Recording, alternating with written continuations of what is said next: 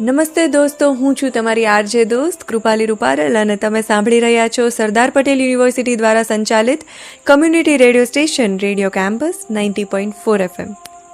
આજે હું તમારી સમક્ષ એક એવી વાર્તા લઈને આવી છું જેને સાંભળીને તમને તમારું બાળપણ અચૂક યાદ આવશે.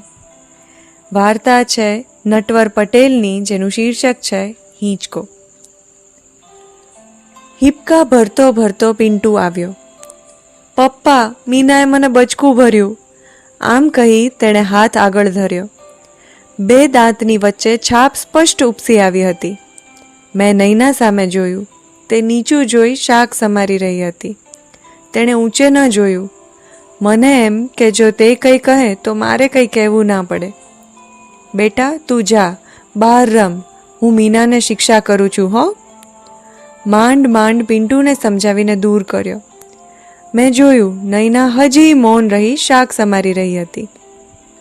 નૈના તેની બેબીને લઈને પિયર આવી હતી.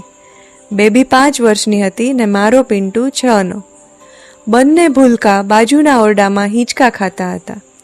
કિચુડ કિચુડ અવાજ મને નિરાતે વાંચવા દે તેમ ન હતો. વારે વારે મન કિચુડાટની આંગળી પકડી બાળપણની ગલીઓમાં સરકી જતું હતું. બધું જ એમનું એમ હતું. આ ઘર, ઓરડો, હિંચકો, કિચુડાટ, ઘોંઘાટ, ફરિયાદ. નૈના મારાથી 2 વર્ષ મોટી. અમે રોજ હિંચકા ખાતા. નૈના પર હું દાદાગીરી કરતો, ઝઘડતો. છેવટે તે ઉકેલ કાઢતી. 25 હિંચકા હિંચવવાનો વારો ગોઠવાતો. પહેલો નંબર તો મારો જ હોય. નૈના હિંચકા નાખતી જાય ને મોટેથી ગણતી જાય. 1, 2, 3 ને 25. હવે મારો વારો ને હું અંજાઈ કરતો.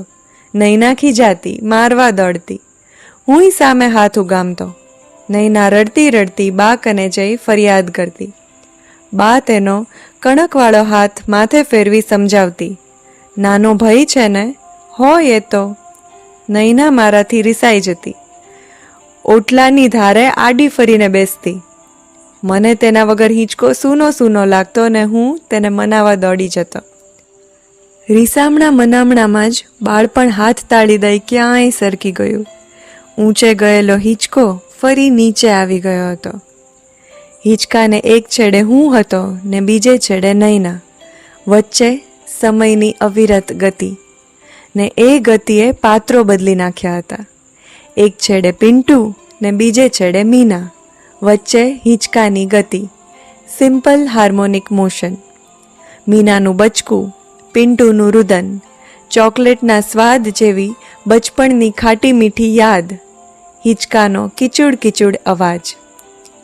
જો બેટા, ભાઈને એવું અડપલું ના કરાય હો, એ તારાથી નાનો છે ને. નૈના મીનાના બોબકટ વાળમાં આંગળીઓ ફેરવતી હતી. મારી તરફ તેની પીઠ હતી. તેની પીઠ અસલ બાની પીઠ જેવી જ લાગતી હતી.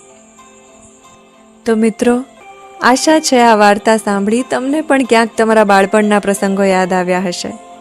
આવી બીજી અનેક વાર્તાઓ સાંભળવા જોડાઈ રહો Sardar Patel university community radio station radio campus 90.4 FM સાથે. ધન્યવાદ.